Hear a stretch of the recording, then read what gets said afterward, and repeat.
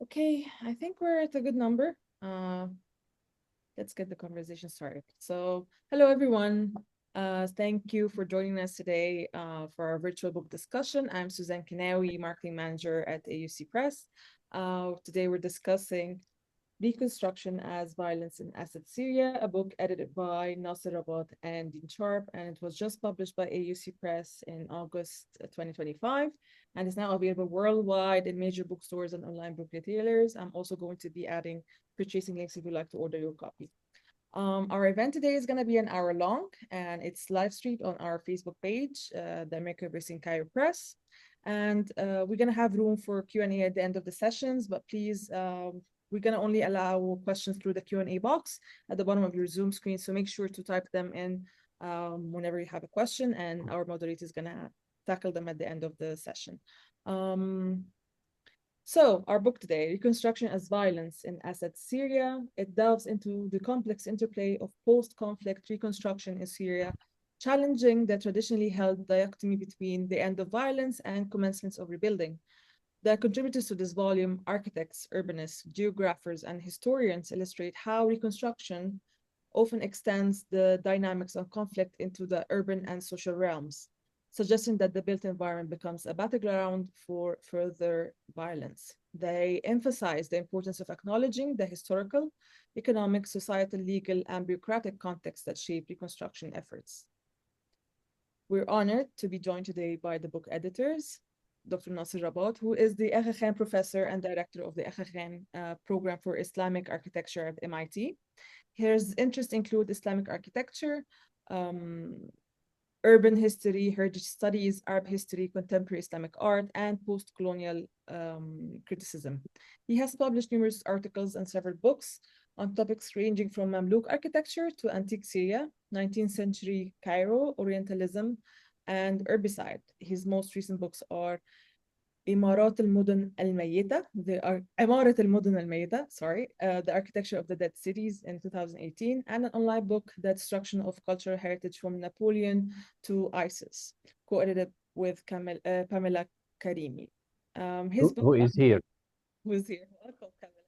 Welcome, his book on the great 15th century Egyptian historian Al-Makrizi came out in late 2022. He'll be joined by Dean Sharp, who is a visiting fellow at the Department of Geography and Environment, London School of Economics and Political Science. He was formerly a fellow at the Aya Khan Program for Islamic Architecture at the Massachusetts Institute of Technology, MIT. He's the co-editor of Beyond the Square, Urbanism and the Arab Uprising, and Open Gaza, Architecture of Hope, also published by AUC Press. He has written for a number of publications, including Jadaliya, Portal 9, and The Guardian. He has worked for several UN agencies, including UNDP and UN Habitat. They'll be in conversation today with Aya Musmar, who is a Jordanian-Palestinian academic educator based between Cairo and Amman. Her research navigates the politics of displacement and aesthetic across urban and extraterritorial geographies, with a focus on how spaces of loss, exile, and resistance shape architectural and visual cultures. Her current work examines the spectral presence of diasporic belongings and the ethical entanglement of teaching in the wake of catastrophe. Aya's recent publications include Diasporic Specters, Transposing the Hyphen in Palestinian Jordanian. It's forthcoming in the Journal of Architecture and Culture. She's the leading editor of Infidelities, issue of the Journal of Architectural Education, and for the year 2023 and 2024. And she was the fellow for her research, The Refugee Camp as a Political Space. Without further ado, I don't want to take much more longer of the wonderful conversation we're going to have tonight. I'm going to now leave the floor to Aya to lead the conversation. Over to you, Aya. Thank you so much, Susan. Thanks so much also for inviting me to moderate this really interesting book that I've been enjoying reading in the past few weeks.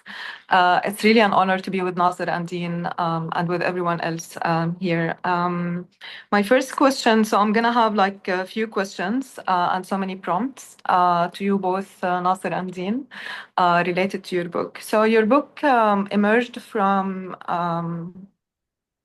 This is an interesting discussion for me as someone who's been looking at the Syrian migration myself in Jordan, studying one of the refugee camps, the Zati refugee camps, and other camps in Jordan. So I feel like I've been part of this story from the other side as well. So this is why this has been a very kind of deeply personal reading for me.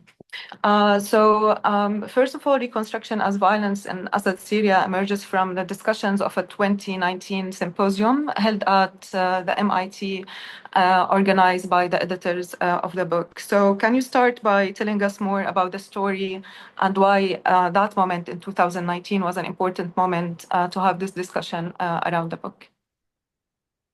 I will say only one sentence and let Dean continue. But the reason why that seminar happened at MIT in 2019, it was the culmination of 3 years project to look at what was happening in terms of reconstruction in Syria, because the story about reconstruction started getting a little bit more heard and intense by around 2016. But the most important reason is that we had Dean at MIT. So I will let Dean continue now about the story of the seminar. Thank you, Nasser, and thank you. And yeah, obviously there's a personal background to this, and then an institutional one, and then of course Nasser's own work and also personal connection with the context. But for me personally, this originated from my edited volume and contribution, the edited volume Beyond the Square: Urbanism and the Arab Uprisings, that was published in 2016. And my contribution to that was on herbicide in Syria. And the thrust of that argument and contribution from my side was that we can't just look at the destruction and as an act of war, and that we've got to take planning and construction and things that fall in between construction and destruction seriously, in terms of how war, how the city or the urban intersects with conflict.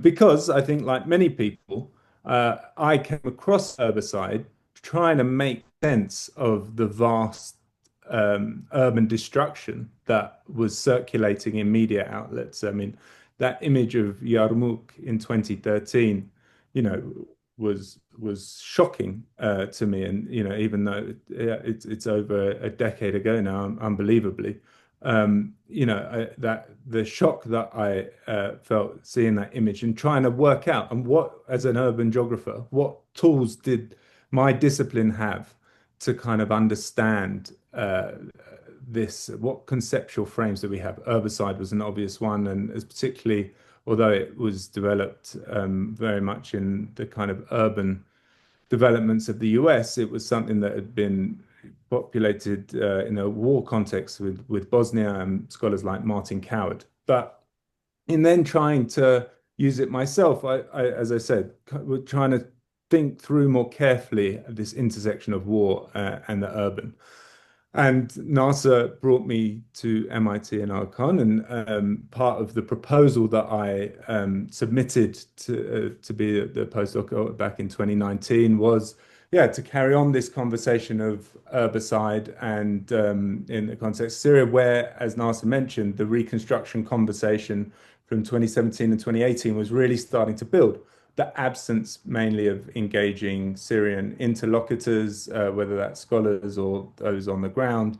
And there was a deep frustration there, and these technical studies that were ill-informed. And then through conversation with Nasser and several proposals and thinking and late night discussions, we kind of framed it around this idea of reconstruction as violence, and then had the conference in May of 2019, and then gathered many of the contributors, and then added some members along the way, and that is the outcome of the book and that central journey.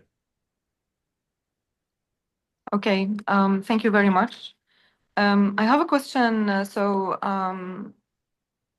The book situates this discourse in Assad Syria, anchoring the relationship between reconstruction and conflict and key historical moments from recent history in Syria.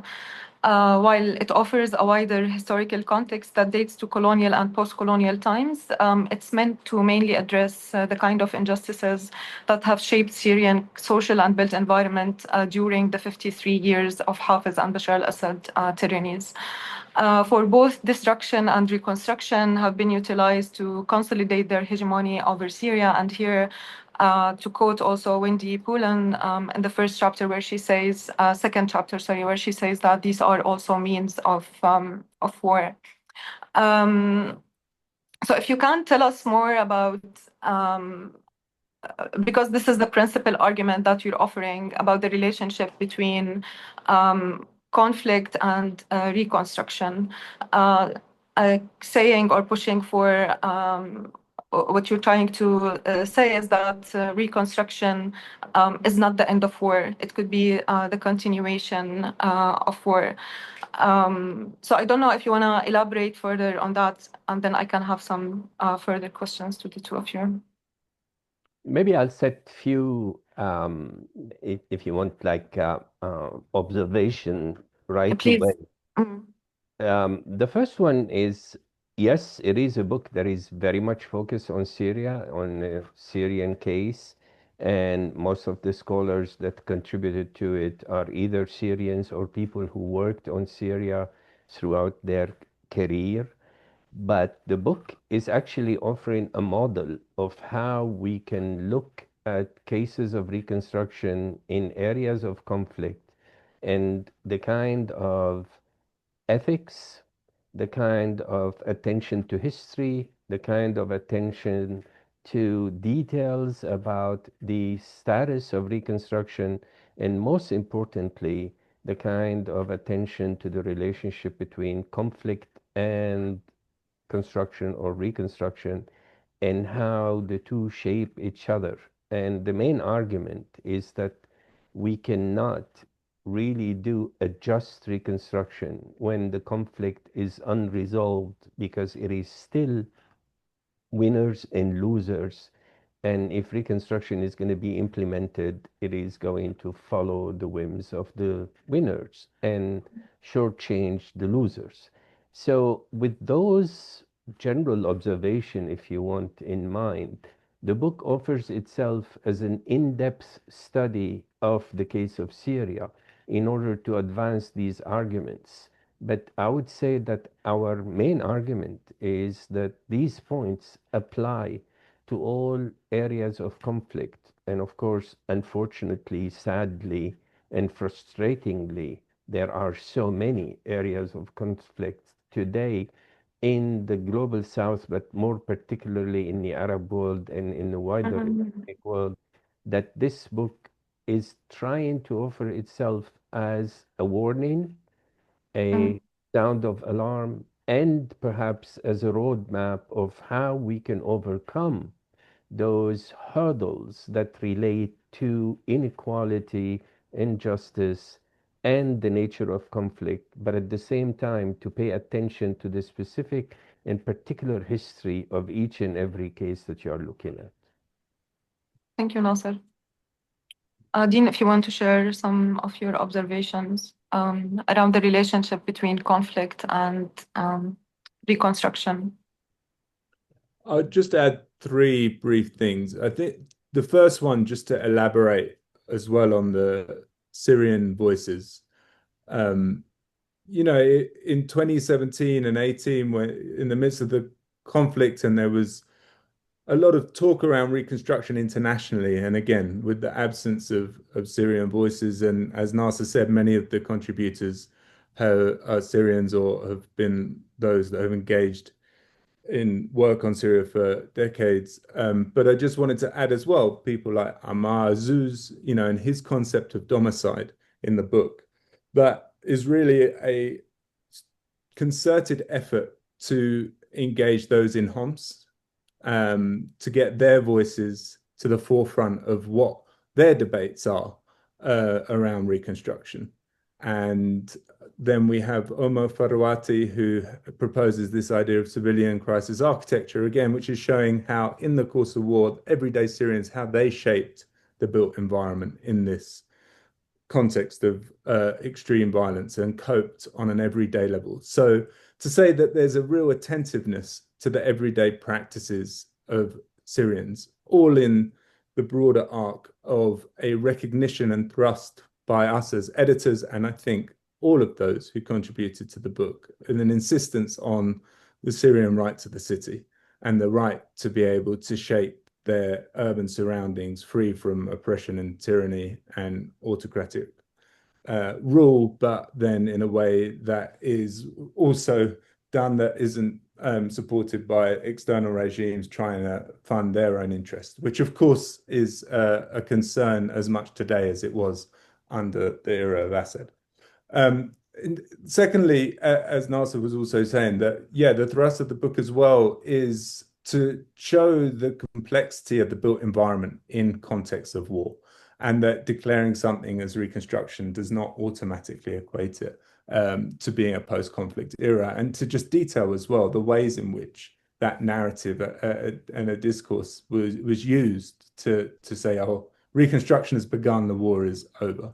As well as then the material practices of using reconstruction to really quite clearly continue violence against innocent civilians for the most part.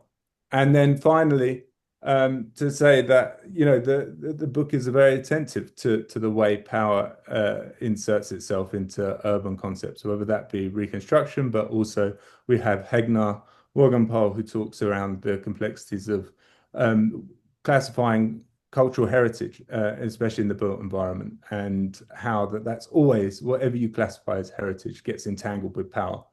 And indeed, through her research back from the 90s to the day, how that's played out in the context of Aleppo. Thank you very much. I have a particular question. What's quite interesting for me is that each of you, Nasser and Deen, come from totally different disciplines or different methods and toolkit, let's say, to look at this. So, for instance, Nasser, you're coming to this as a historian, a person who studied cycles of cities born and dying as well. And I was interested to see. Probably this is a question that's not really after you giving me a time or a date on when it is good to start the process of reconstruction. But what I also sense is that some of the chapters are pushing for delaying a process of reconstruction. So coming from that understanding of cycles of cities, where do you see your own city in this narrative? When is a good time for reconstruction in order to claim back the voices of the Syrians? When is the good time to start the reconstruction? Whenever all the elements that are needed for a just reconstruction are in place. So we somehow connected in the whole approach of the book the notion of the existence of violence, external violence, as something that would delay reconstruction infinitely. And this is why the book initially started without the word Assad in its title.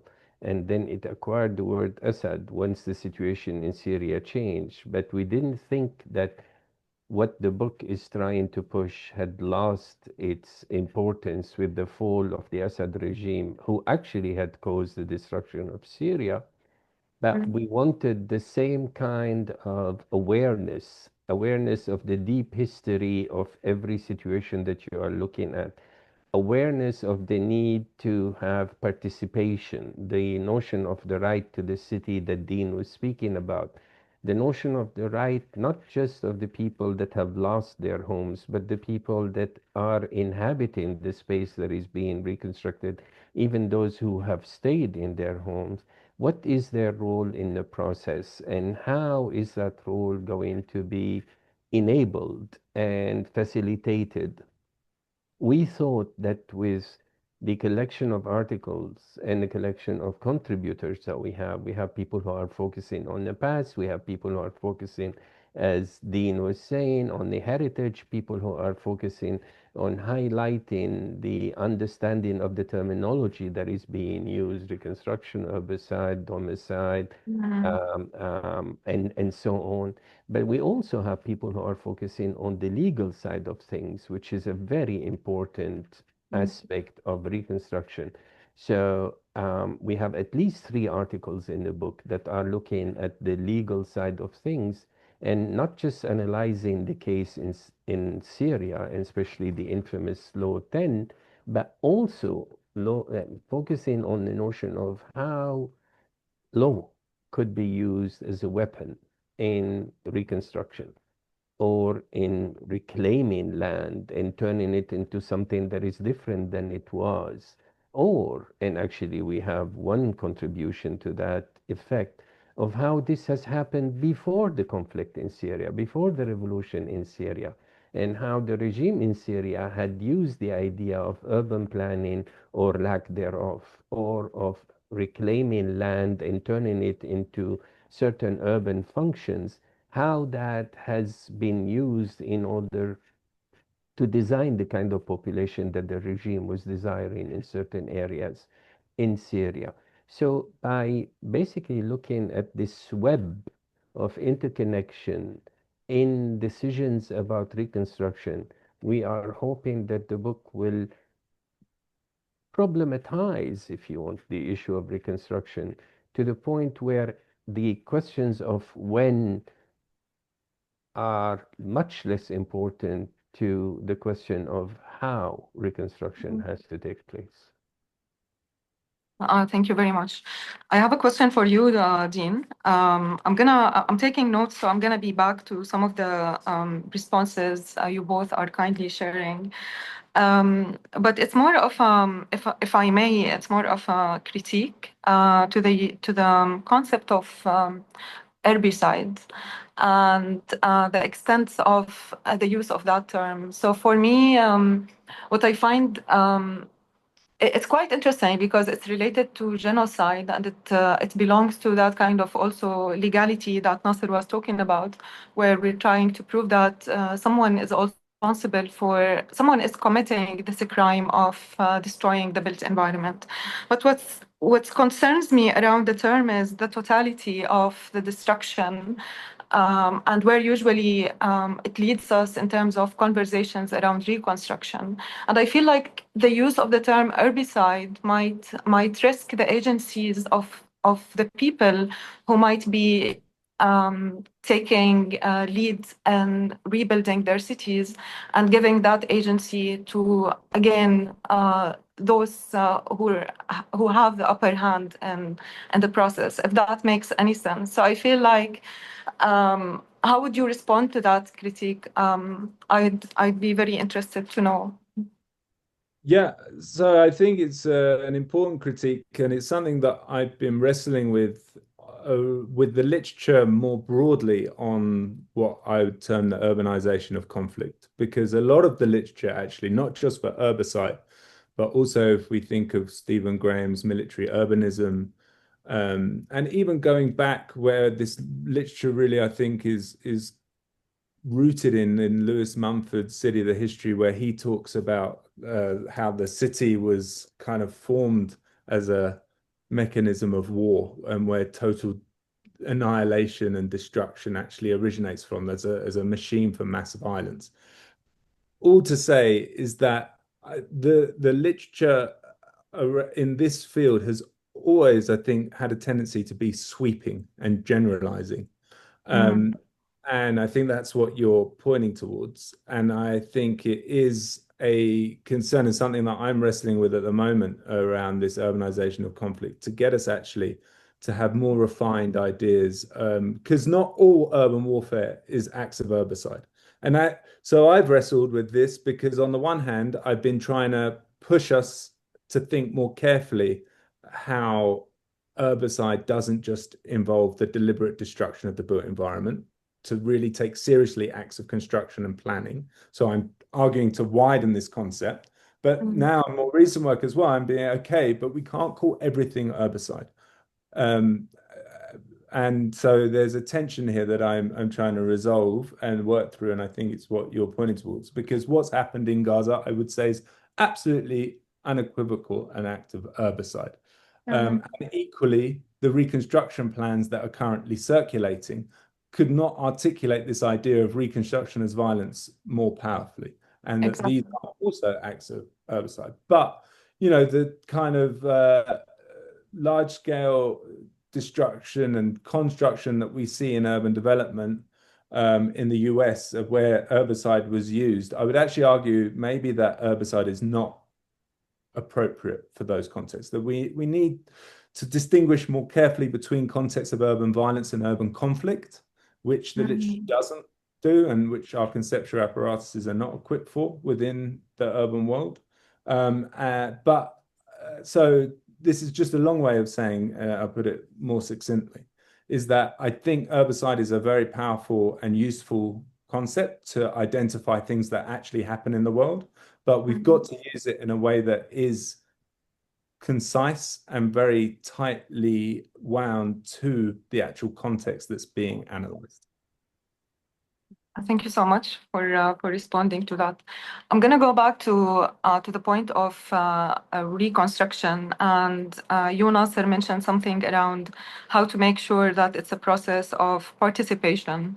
And what I noticed also in the book is that it's a book that, especially in the introduction, what you're saying is that it feels like it's reconstruction as violence is a project of naming things by their realities. It refuses what you call the linguistic game, in which terms such as rehabilitation, recovery, resilience, and revival circulate as the common currency of international institutions like the UN, for instance. So the use of such terms, for instance, displaces the language of reconstruction, and this obscures the political, legal, social, and economic accountabilities that the term demands. So it feels like you're naming things. You're still claiming reconstruction, yet both of you are very frustrated by what reconstruction usually entails. Because this is the usual, right? This is what the UN does with terms such as reconstruction. So my question, and what I really enjoyed unpacking as I was reading and discussing it with the two of you, so if you'd like to come across this further about why reconstruction and how to give it to people, probably. As someone who actually likes to take things into the wider context rather than to answer specifics, I'm going to start with that, and then I'll let Dean perhaps get into the details of it. But I want to start with the notion of what is the purpose of a terminology and why do we use it? So we use terms in order to communicate with each other. And the assumption is that there is some sort of a common ground or a common understanding to a term. So when I say reconstruction to this audience, my assumption is that they understand it in a certain way or in certain ways, if one is to be generous.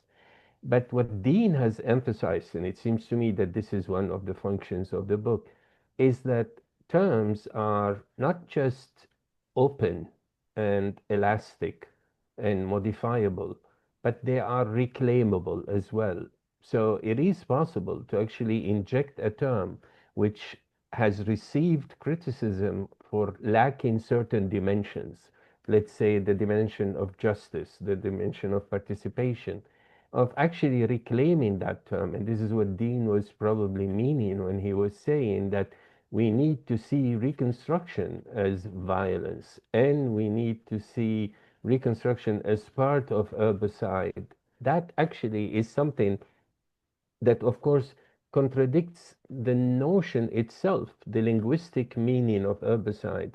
If you are going to say that reconstruction, or basically building, is part of a destruction, and that is where we need to create a balance between using terminology that is understood to a wider audience rather than to say, I am going to invent a new term for this because it will contain the kind of concepts and the kind of worries that I am carrying with me, rather to say, I'm going to reclaim this term and I'm going to imbue it with new meanings based on the research either of this particular case, which is Syria, or of actually assuming that this particular case can give lessons to other cases, can be parallel to other cases. So I'm pushing somewhat against the notion of saying that the term is somehow useless because it has been used by forces that we consider not to have covered all the aspects of it.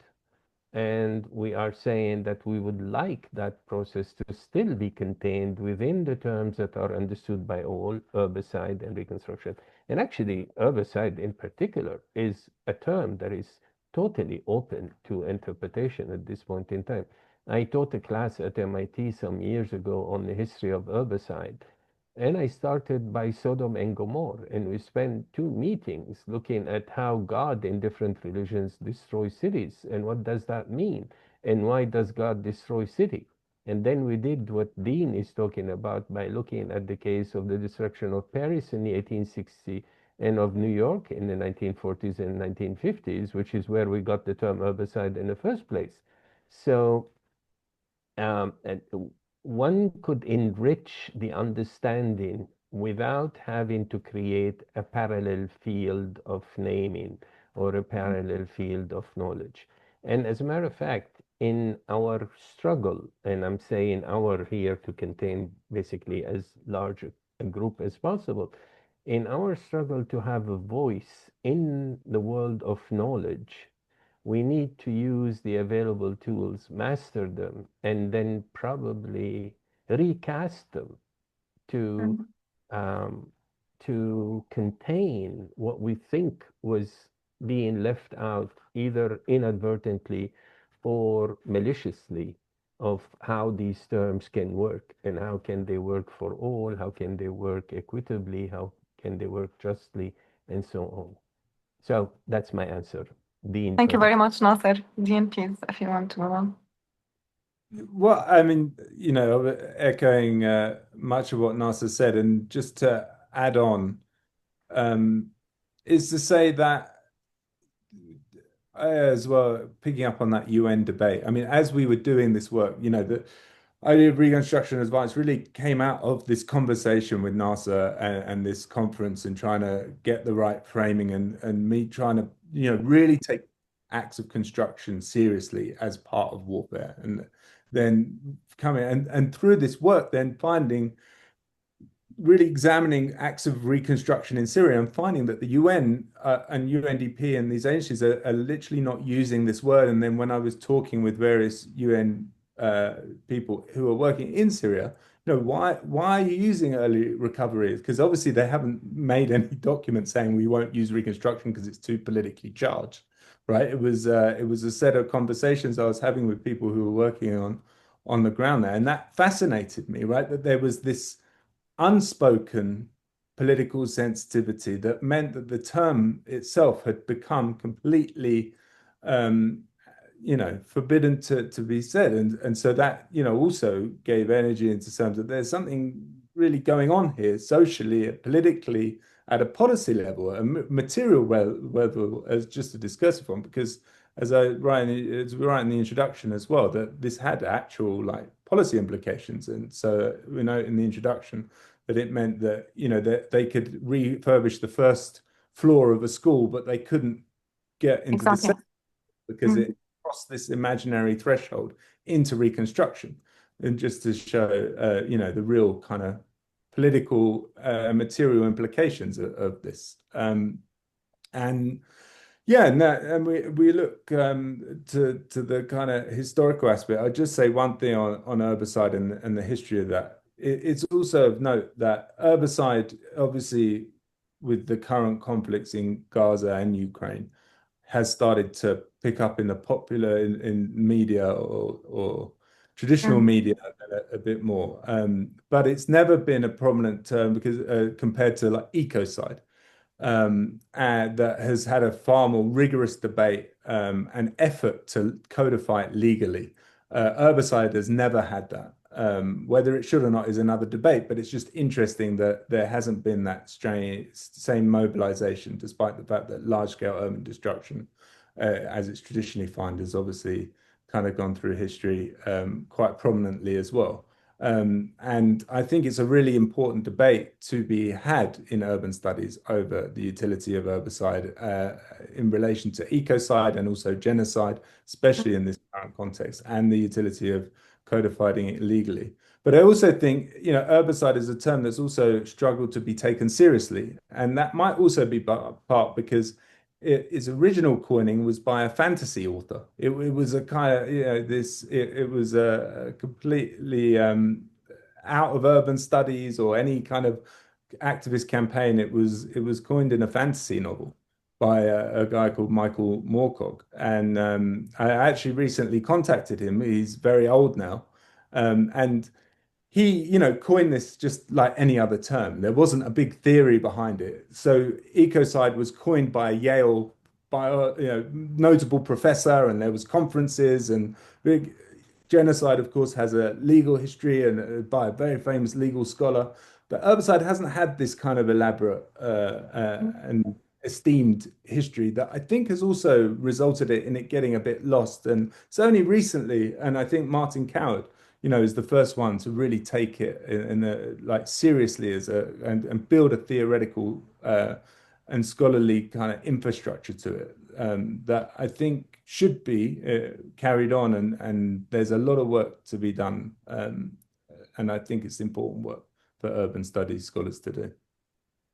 Thank you very much for these responses. I'm gonna have the last question, and then I'm gonna be encouraging everyone in the room to please write your questions, and we're gonna take those afterwards. So going back to the Syrian voices, and I felt like also this is a very kind of effective project where Syrian, so many of the writers in this book are Syrian scholars. I think probably like most of them.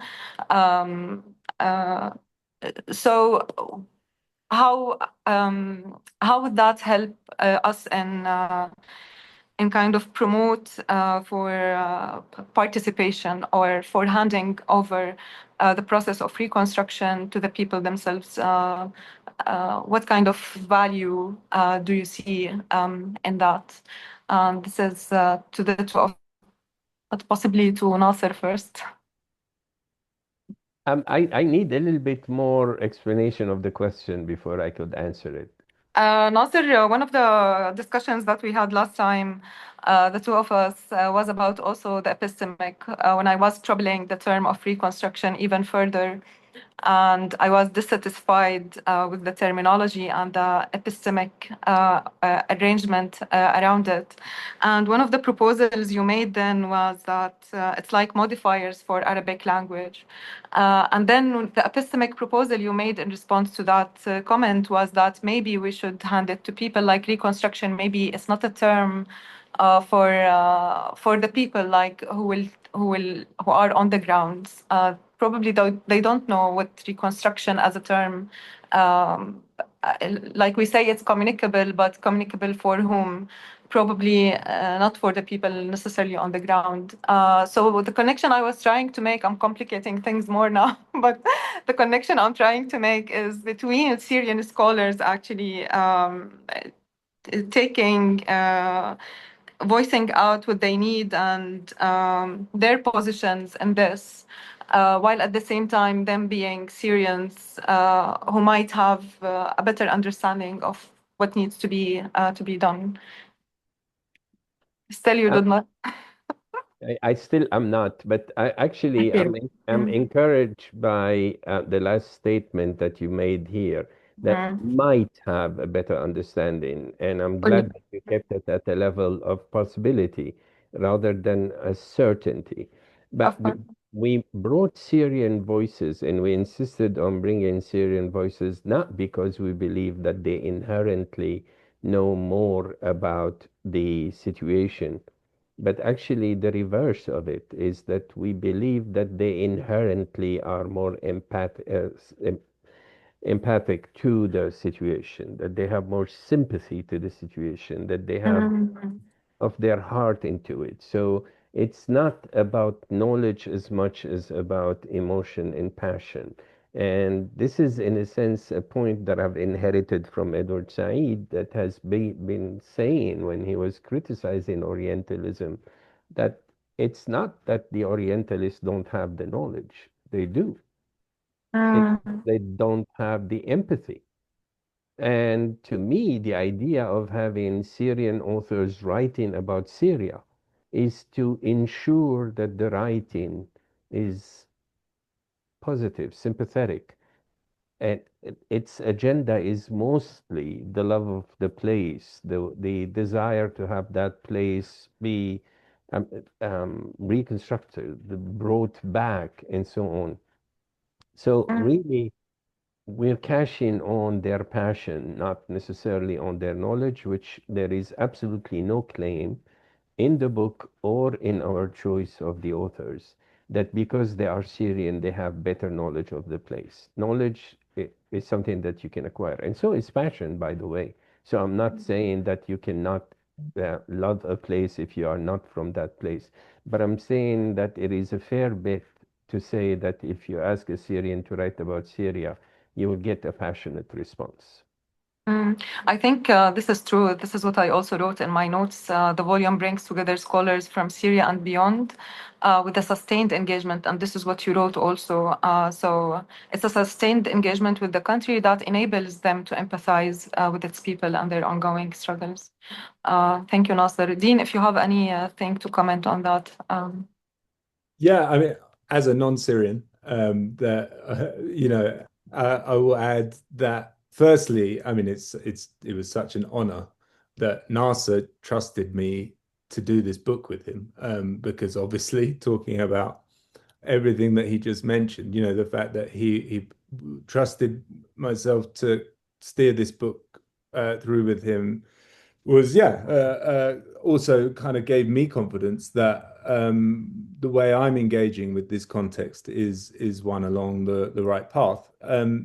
But also, and Reem, who's in the audience, I hope you won't mind me saying this, but in one of our initial conversations, around her contribution to the book and the conference, I was really urging her, and as she does in the book, to detail her deep family history with Aleppo, because that's something that only she could express as a Syrian, as someone brought up with family heritage in the souks. And when we had this conversation, I remember it so clearly, and it was 6 years ago, 5 years ago, that she was relieved that she could actually express her personal family history and loss in relation to what's happened, because of this otherwise fear that it's not being objective.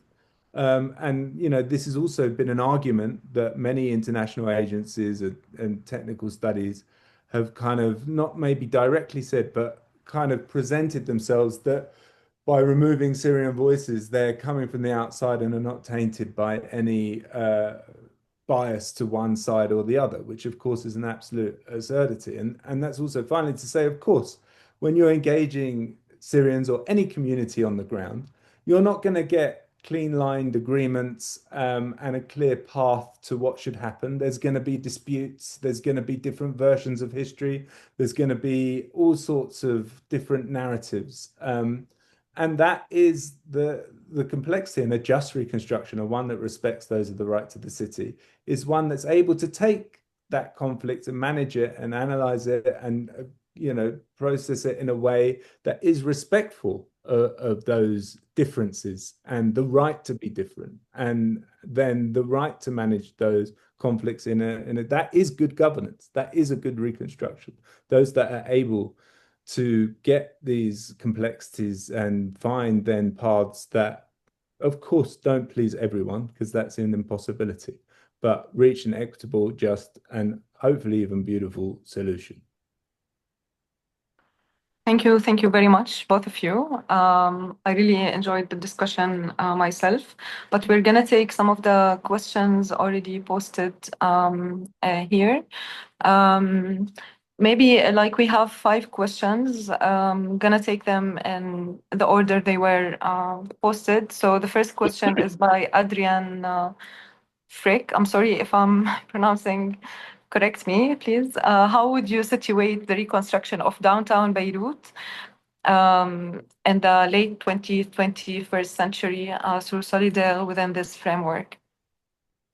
Well, Nasser, maybe I'll take that question on first because I did my PhD on Solidaire, and a lot of this work for me originates in that PhD and my like long-term engagement with Solidaire itself. I know more about that corporation and process than I probably need to, but 2 points is that the first was the resonances are very strong, and of course, in the Syrian context under Assad, the Maratra city, joint stock model was clearly replicated or attempted to be within the Syrian context from Solidaire. It's had a huge influence in how to do these processes, so it resonates strongly. And the second one was, just to say that this work also comes from me with the reconstruction process that happened in Beirut that had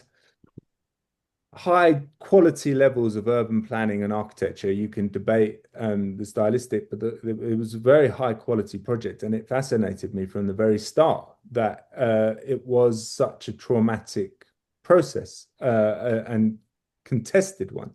The reactions you would get and quite valid and anger around Solidaire is for me, very much the origins of trying to think through, well, how is Reconstruction that's supposed to have been this post-conflict era actually really economically benefiting some of those that were engaged in the war, also displacing people in a way that destruction you usually associate with destruction. And all of these similar processes you identify with war were being replicated in a reconstruction process. So for me, the resonance is very powerful. So there's a question for you, Nasser, from Nada Al-Hassan. She says that reconstruction is a long-term process that's modeled and defined by the winner's governance and ideology, by the weight of the financing actors, military allies, etc. For reconstruction to be a tool for transitional justice and social equity is not the combat about politics rather than urban recovery plans in the first place. A question to Nasser. I have not read the book yet. I'm eager to do so, but I recall you calling for a tabula rasa approach to reconstruction, maybe as thought-provoking act, allowing creativity to shape cities instead of rebuilding the past. How does tabula rasa approach counter reconstruction as violence? Well, I'm glad that tabula rasa is a term that applies to my recollection of that question that Nada is asking. That is, I don't recall having said that, so I don't know if I can answer it or not. But if I assume that I have said that I would like to allow for creativity, I would find it very difficult that I really wanted to start from a clean slate for reconstruction, especially having spent most of my career studying the architectural history of these places. So it will be very difficult for me to imagine starting without them. But to go back to the first part of the question, the first part of the question is really not only to me, but why did you take the question out, or does it disappear when we start answering it? I think it's disappeared. I think maybe it's Susan. Sorry, it's in the answered part. There are tabs. You can see it in the answered. In the answered. Okay, tamam. Thank you. So where would I find it? Um, I want to address specific terms. I can reread that for you if you want. Please, at least the first part, because the second part, I Sure. really don't recall to be able to answer it. The one No that worries. comes to me directly. Reconstruction is a long-term process that's modeled and defined by the winner's governance and ideology, by the weight of the financing actors, military allies, etc. For reconstruction to be a tool for transitional justice and social equity is not the combat about politics rather than urban recovery plans in the first place. Absolutely. And as a matter of fact, actually, the book does make that claim. Yeah. It's about the politics, of course, but it's also about the rule of law, about the idea of actually bringing back some sort of a just framework for addressing any issue. And that requires, of course, political solutions, but then ultimately the framing of those political solutions in some sort of a legal framework that will guide any process. And that is addressed in several articles in the book, but also in the whole gist of the book. So yes, to Nada, of course, actually, we are talking about a political process rather than a reconstruction process that is based only on urban planning or on design. And as a matter of fact, I would say that that call to basically more attention to history, politics, the legal status, and so on, is the impetus behind the book. I mean, we are trying to do in this book exactly what Nada is saying, which is to say we are prioritizing all of these issues in the preparation for the actual reconstruction, for the actual planning and design. Thank you, Nasser. There's a question from Hein Miller. Highness, I'm sorry again for the pronunciation. Can you offer any guidance about how we as academics can support nonviolent reconstruction? That's reconstruction for the benefit of the local population rather than for international business and political interests. The answer will not be the same in Gaza as in Syria, I suppose. How can we effectively offer alternatives to Palestine emerging and great? GREAT. I'm not sure if I'm familiar with that, what that stands for. But if anyone wants to pick up, maybe Dean, would you like to? And the role of academics or our responsibility towards nonviolent reconstruction.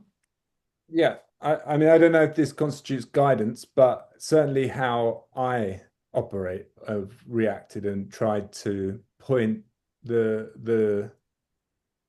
tried to make a contribution. How meaningful it is or not is not for me to answer, but you know, that is the reason I was committed with Michael Sorkin to put out Open Gaza Architectures of Hope. You know, it is to do also what this book does is kind of where there is an absence to try and fill it. So in this case, it was so clear that the Syrian voices and angles and aspects. I mean, this is one part of the book, but that was a very clear absence that I thought was a very meaningful political contribution that I could make. And with Open Gaza, you know, that was another one where, you know, just this is a book that was published in 2021, so well before the current genocide. But it was a clear contribution to the insanities of the Gaza reconstruction mechanism that were in place. There was critiques, but there was also imaginations of how you could treat Gaza in a sane, rational urban place that, again, respects the rights of the city of Palestinians, and to achieve basically a urban area that had public transport, urban farms that looked to its hinterland and not just to the Mediterranean, that had Mediterranean connections to Marseille, and you could get a ferry from Gaza City and so on. Thank you. There's an interesting question on Libya. How much time is left for more questions, Susan, so I can be more... I mean, we can take as much as we'd like to. I mean, it's really your call. Okay. We don't mind going above the hour. It's okay. All right, cool. Thank you. Good to know. From Nada Al-Faytouri, she's from Libya. Thanks to both speakers for sharing their insights. I'm tuning in from Benghazi, Libya, where we are seeing another example principle of reconstruction from above, framed as post-conflict recovery. The scale and speed of development happening here is unprecedented and has created an atmosphere of optimism and economic opportunities for local communities. But from a governance perspective, it feels fragile, unsustainable, and at times violent, since it's being done under military authoritarianism. In the mind of many Libyans, any growth is good growth, regardless of who or how it is done after decades of stagnation. As urbanists, how do we begin to address this precarious growth without dismissing the very real desires of the communities? Very difficult. Really, and very good. I mean, it's sort of like the question that appears in almost all issues of land redistribution and property rights in any urban environment under any condition, whether it's after a conflict or it is in regular day-to-day life. And that takes me to the question that Haynes was asking and that you read earlier, which is how can we as academics? And my answer had been, ever since I started dabbling in issues in which academics have political opinions, is that we have political opinions, and I underline the word opinion. In a sense, we are the people that are analyzing and pointing to pitfalls, to inconsistencies, to injustices. But the idea of actually how can we contribute needs us to change our hat from being academics to being activists, or to perhaps actually being people who are working on the ground. So when the question is framed as how can we as academics, we are limited by what academics do, which is teach, alert, critique, and so on. And the moment academics are asked to do something else, which is basically to get really involved, we are asking academics either to run for office or to join a revolution, basically. And that's my answer to the question about Libya as well, is, I mean, how can we do without dismissing the expectations of people on the ground? You have to be able to now reconcile the differences between people who are at this point in time in a position to impose the kind of recovery that the question is addressing, and the ability of people like us academics to read behind the process what is the motivation behind the process that we are seeing, in order to perhaps be able to critique it. But that might dampen the enthusiasm of those who are expecting that recovery to somehow bring back their expectations or bring back a way of life that they have lost because of the conflict. So it seems to me that as academics, we end up being mostly on the critique seat than on the policymaker seat. In order to become policymaker, we need to join a policy-making framework, either through politics or through revolt against politics. I think that's But a very good. that's my personal opinion, has been my personal opinion for the last 35 years. Thank you, Nasser. There's a question from Pamela Karimi. What do you envision for Syria in the post-Assad period? Are the projects initiated under the previous government continuing, halted, or reconfigured? In your view, what direction will things take? I've heard that policing and state control remain very strong. Do you think people will have more of a voice moving forward or less? Well, I mean, thank you, Pamela. Pamela is the former student and now professor at Cornell, who was the force behind the joint book that she and I edited on actually heritage conservation. And we had fabulous contributions. The book is open source, available on aggregate website for anyone who's interested. And it actually looks at heritage conservation in the part of the world that in which Syria is some sort of a center. So Egypt, Iraq, Iran, Turkey, Syria. And from the arrival of Napoleon Bonaparte all the way down to ISIS. The book was finished and published in 2015. But to answer the question of Pamela, um, oh, I will need the input from Dean in here because he is the person who is closer to the issue on the ground. Dean? Well, I can't speak to many of the projects in terms of being reconfigured or halted, because from what I understand, for the most part, things haven't changed that much. But I, from those that I'm talking to, yeah, there's been a lot of change, but there's been not enough. I mean, it's a very difficult question to answer, and I think and I'm not in Damascus. I'm in Nairobi at the moment.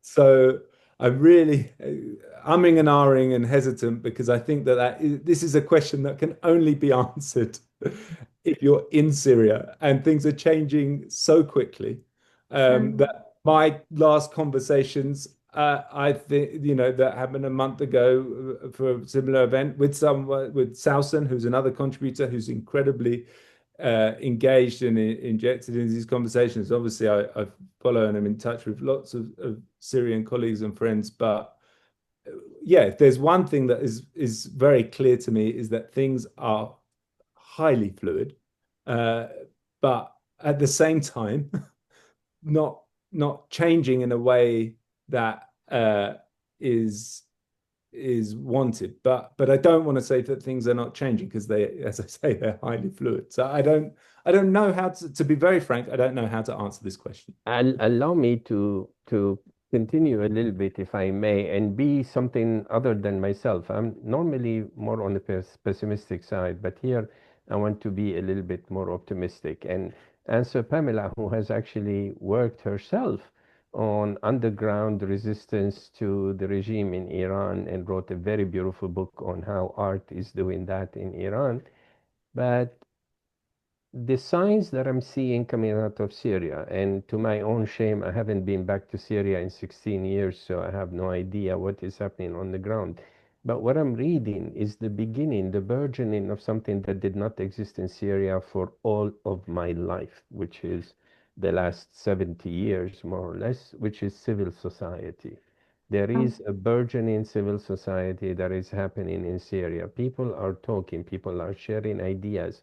And a lot of people are actually coming at it not from the perspective of what I ascribe to academics, which is mostly to critique, but to actually find solutions. And you see those debates happening. I see them online, and I hear them from individuals from Boston who are Syrian of origin, who have gone back to Syria and came back with actual concrete projects on the ground. So despite the fact that the policing, it seems to be hardening a little bit more, the regime in control now seems to be trying to gather more forces or more power in its hand, but there is still room or space for civil society, and there are brave and intelligent Syrians that are trying to occupy it. So there is cause for hope. Thank you so much, Nasser. I think this also responds a little bit to the question of Shushu Ahmed. She asked, could you please tell us about your own vision regarding rebuilding the Arab citizen on the whole? So I don't know if you want to have any threads out of that idea, or... Well, I mean, the Arab citizen is at this point in time almost an oxymoronic term. There is no Arab citizen. That is, there is no regime in the Arab world that respects the citizenry of the Arab citizen, or the notion of actually being a political entity within a certain collectivity, which is what citizenship, to my mind at least, boils down to. So yes, there are voices, and there are occasions and there are organizations that are trying to reclaim citizenship. And it is extremely important. This actually starts answering the question about that started with Nadal Hassan's question, that we have to be political before we are effective. And in Syria, the people are starting to be political. And we have to remember how difficult this, because father and son of the Assads, père et fils, have actually stripped Syrians of political will. And they grew generations in Syria that are reared on the cult of personality and on a total blindness to the notion of participation, of contribution, of having rights and responsibilities by the mere fact that they belong to the place in which they were born. That is changing slowly and probably frustratingly to people like me who have the privilege of being in a place in which these kinds of actions are much more advanced. But one cannot ignore the positive aspect of those debates coalescing around action, and that's happening. Thank you very much. Dean, would you like to, because you're unmuted? No, yeah, I'm obviously very cautious about having any opinions about rebuilding the Arab citizen from my own positionality.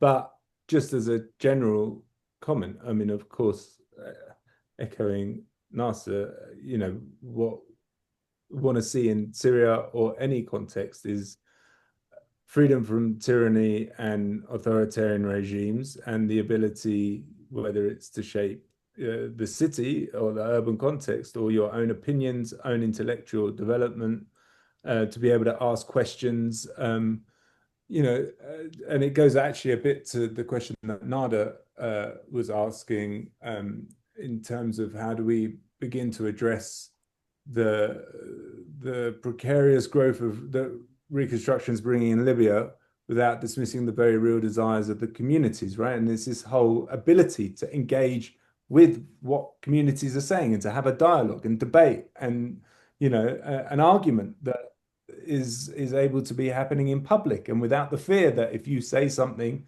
it might get you in jail. But to question, where funds are coming from and how, and who is this benefiting, the types of inequalities that it's producing. This is just to conclude that not obviously something that is specific to rebuilding the Arab citizen, but just what it means to be a citizen. Reenacting that kind of contract between the citizen and his or her own place. So there's a question from Minerva. Thanks, Dean, Nasser, and Aya for the discussion. My question is more of a reflection or perhaps a projection on some of the points that were mentioned, such as the concept of participation, the use of reconstruction as a political victory of one side over another, and the tension between destruction and reconstruction, as well as broader notions of justice.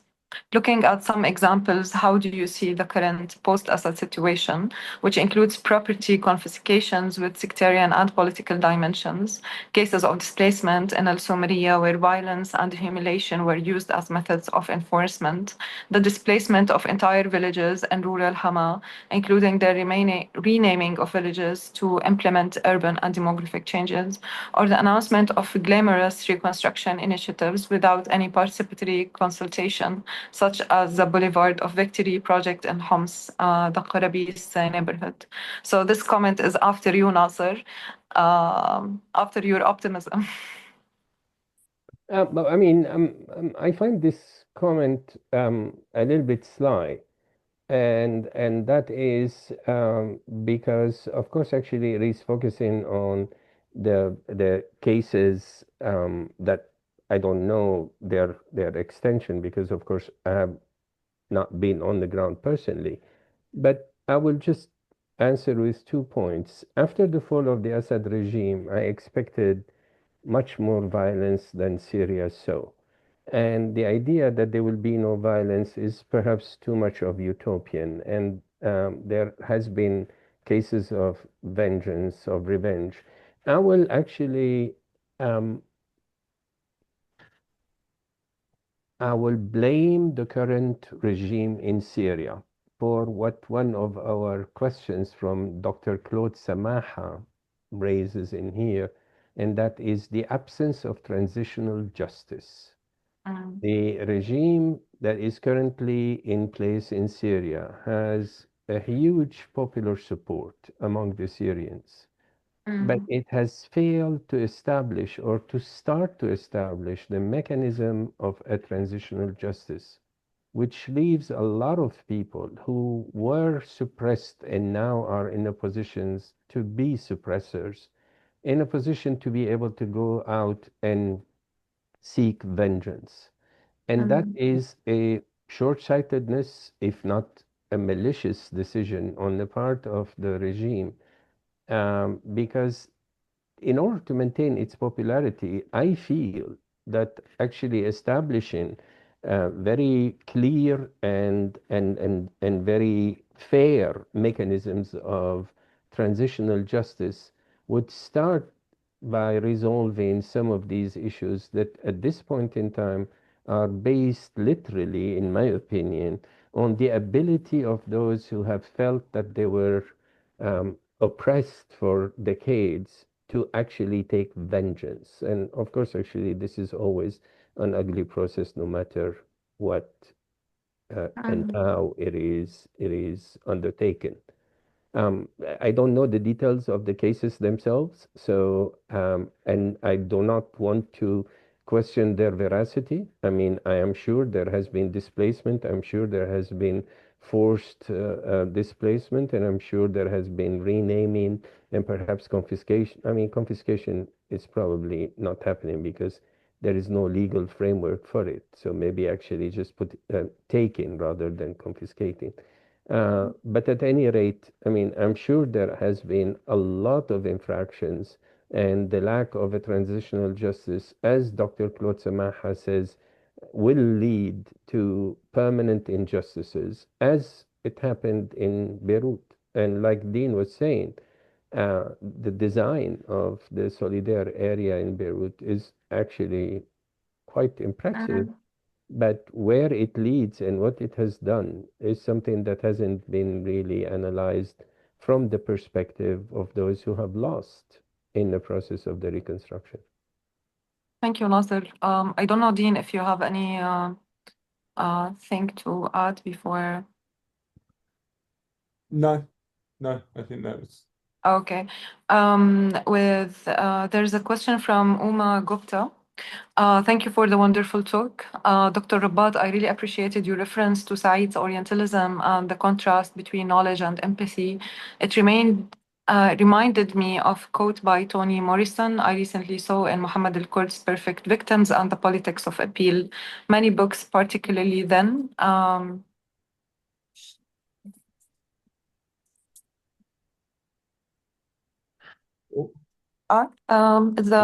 I lost you, Aya, but if I'm you, back. I think I'm back. yeah, Okay. It reminded Uma of a quote by Toni Morrison recently saw in Muhammad al-Kurd's Perfect Victims and the Politics of Appeal. Many books, particularly then, could feel the address of the narrator over my shoulder talking to somebody else, talking to somebody white. I could tell because they were explaining things that they did not have to explain if they were talking to me. I'm curious as to how this concept of gaze might have impacted your writing and research process when it comes to addressing the idea of reconstruction. As part of redefining the term changing the audience, how does one conceptualize reconstruction beyond the bounds of NGOs and humanitarian organizations that historically fall into the same trap of letting the winners decide the future?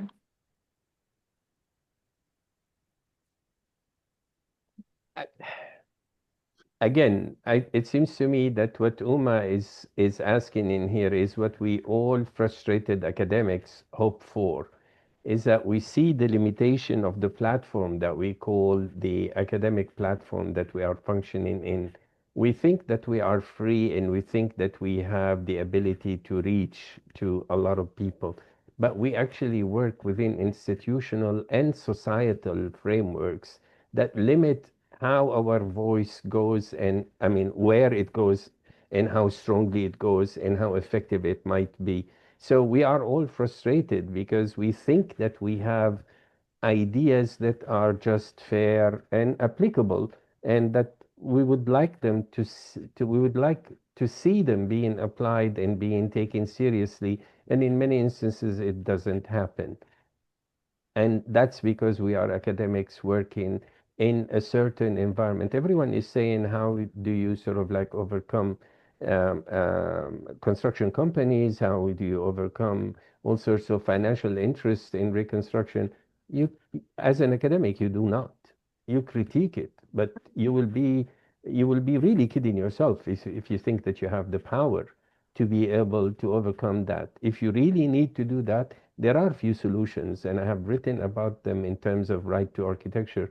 There was one solution that was probably Dean had studied it better than I, but what used to be called barefoot architects, the architects that actually relinquish the idea of having an architectural practice, the idea of seeking funding from either government or um, uh, donors or patrons or people who are investing in building, and looking for new ways, new framing of how designers can be part and parcel of the fabric of the society and depend on the resources of the society or on resources that do not come with agendas.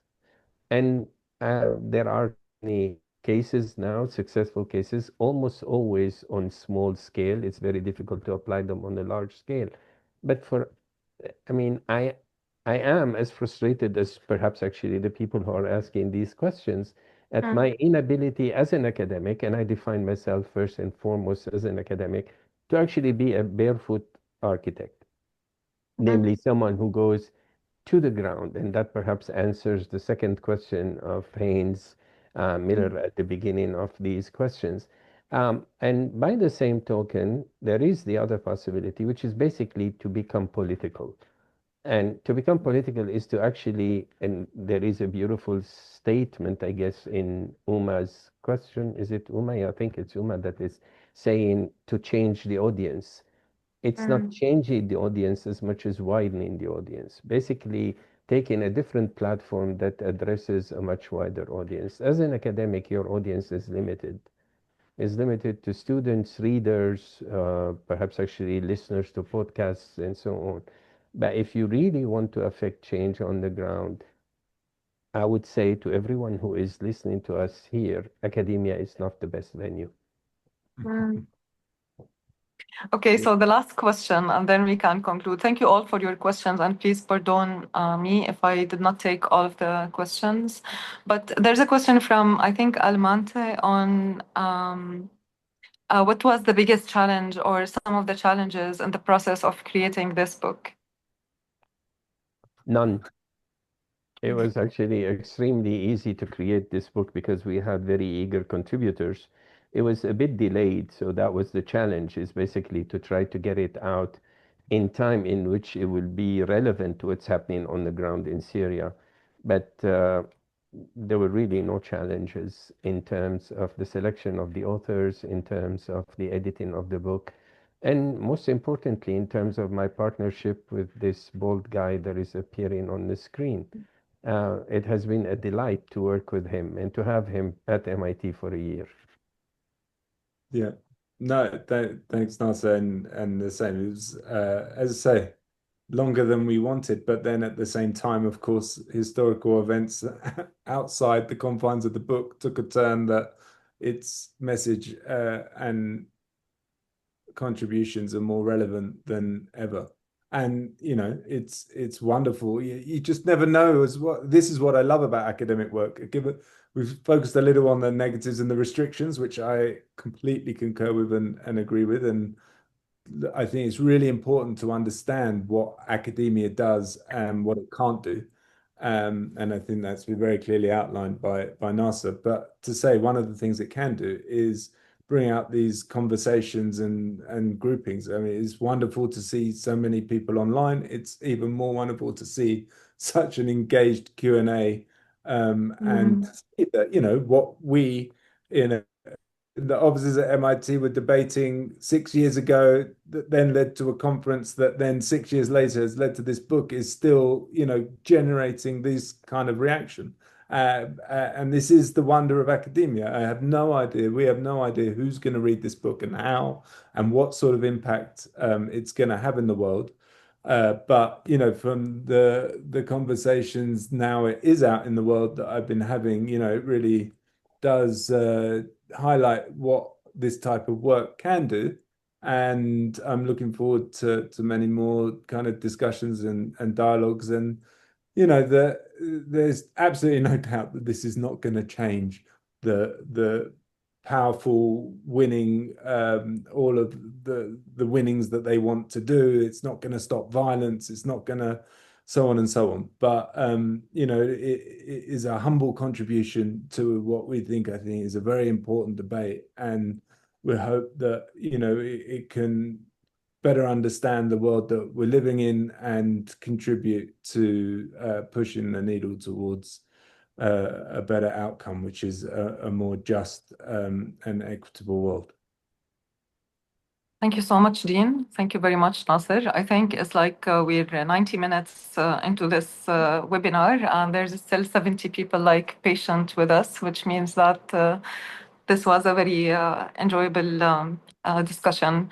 I feel really honored and humbled being part of this discussion, and really looking forward to hopefully also further publications by each of you and both of you. Thank you so much. Thank you. Thank you. Thank you, Susan. Thank you all for joining us today for this very important discussion. We could have gone for hours, honestly. It seemed it's such an engaging conversation, and the questions are just flowing. I mean, I would like to, on behalf of the American University and Cairo Press, I'd like to extend our deep gratitude to both of the book editors for sharing their insights and perspectives, and also to our moderator, Aya Musmar, for guiding us today's conversation very thoughtfully. And we truly appreciate the engagements and questions that we receive from our audience. And as a reminder, you can still buy your copy online through major bookstores and online book retailers. You'll find all of the purchasing links on aucpress.com. Under the books page. And also I would like to remind you that the recording of this session is going to be available momentarily afterwards on our YouTube channel, AUC Press. Please keep an eye. Oh, sure. Nasser, go ahead. I would like to actually thank Aya for conducting this webinar in here, and for her questions, because we've had a discussion and she managed to bring in very interesting questions for us to actually reflect upon. And to thank AUC for publishing the book at this time, and AUC Press, and actually Susan for running this whole thing. And I would like to say that Dean and I will be taking this book on the road. So there will be another event on November 17th in the lecture series at the Aya program, in which two of the contributors, one of them is probably still with us, Reem Levabidi, and the other is Hekna Watempo, are coming to MIT, and hopefully we will be live streaming it, so it will be available to all. But thank you both, Susan and Aya, for making this meeting of the mind of Dean and I possible. It's Thank you, Nasser.